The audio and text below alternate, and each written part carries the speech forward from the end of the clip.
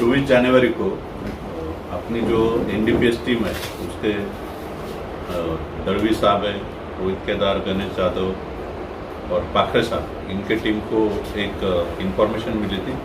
मुमरा देवी colony में एक family है, वो गांजा का बिजनेस करते हैं और अपने यहाँ पे थाना के जो पुलिस आयुक्त है आशुतोष जी डुमरे सर, उनका सख्त आदेश है कि आप उनको नशा मुक्त करना है थाना। उस कार्रवाई के दरमियान ये इन्फॉर्मेशन मिलने के बाद वो वर्कआउट किया। उसमें गुड्डू गोविंद कुमार हलदार, वेंकटेश शिव फिरमर और श्रीमती रूबी देवी मुंशी केवट, ये तीनों के पास में एक 6,05,700 रुपये का 24 किलो 200 ग्राम का गांजा मिला था। तो उस हिसाब से केस की है और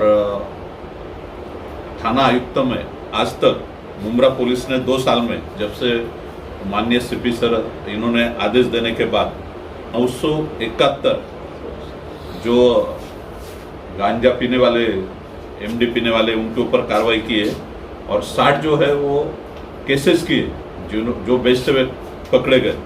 तो ऐसा अभी तक 48 कोटी रुपीस 56 लाख रुपीस का यानी मुद्देमाल अभी तक अपन ने जब्त किया है।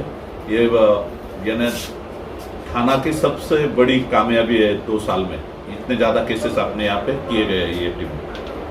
वो तो मुमरा के अलग अलग एरिया में बेचना था, आया कहा था ये अभी बताएंगे नहीं, क्योंकि वो इन्वेस्टिगेशन का पार्ट है, आगे के आरोपी पकड़ने के। अपन बिल्कुल अंकुश 100% अंकुश बैठा है यहाँ पे। अपन ने यहाँ पे कार्रवाई की तो है, मगर जहाँ तक फैक्ट्री है, फैक्ट्री तक पहुँचने के बाद वहाँ पे भी जाके कार्रवाई की और फैक्ट्री उद्ध्वस्त की अपने टीम ने।